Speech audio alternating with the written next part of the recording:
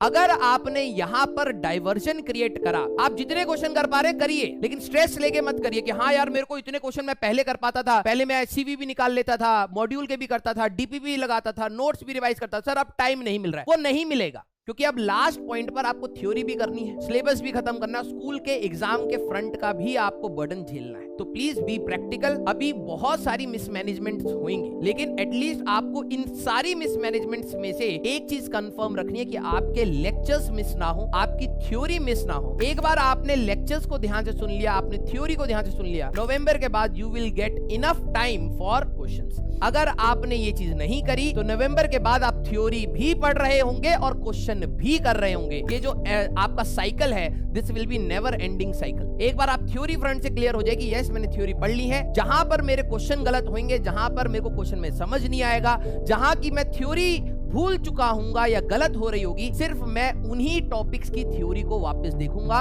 और अपना revision time में थ्योरी वाला पार्ट को मिनिमाइज कर दूंगा। तो आप अपने ये टारगेट लेके चलिए कि नवंबर के टाइम में भले ही मेरे से ज्यादा क्वेश्चन नहीं हो रहे, लेकिन यस मैं इसका पॉजिटिव फ्रंट ये देख सकता हूं कि मैं अपनी थ्योरी को, भले ही वो किसी भी सब्जेक्ट की है, उसको स्ट्रांग रखूं। क्यों? क्योंकि यही बोर्ड्स में लिखनी है और यही के बेसिस पर आपको बाद में क्वेश्चन भी करने हैं। और मैंने आपको बोला कि एससीवी के जो इंपॉर्टेंट क्वेश्चन है आपको बर्डन लेके नहीं करने हैं। जिनके स्कूल में अच्छे मार्क्स आए हैं, जिन्होंने अपने बोर्ड्स को अच्छे से तैयार करके अभी तक रखा है, आपको करने हैं। अगर आपको लग रहा है कि फर्स्ट फ्रंट आपका वीक है अभी और आपके मार्क्स इधर उधर हो सकते हैं, पेरेंट्स का ट्रस्ट जा सकता है प्री बोर्ड्स में, और फिर आपको एक अलग टाइप का स्ट्रेस झेलना पड़ जाए बोर्ड्स का भी और मेंस का भी, आप believe me step by step जाएंगे, धीरे धीरे अपने स्ट्रगल्स को कम करते चले जाएंगे तो आसानी आपके पास आएगी। लेकिन अब वही बात है कि आपका डिसिसिव माइंड क्या कहता है कि आप किस पॉइंट पर क्या डिसीजन लेते हैं अपने लिए। बिलीव मी, कभी भी इतना ज्यादा प्रॉब्लम को अपने ऊपर हावी मत होने देना कि यही आपकी लाइफ बन गई है। नहीं,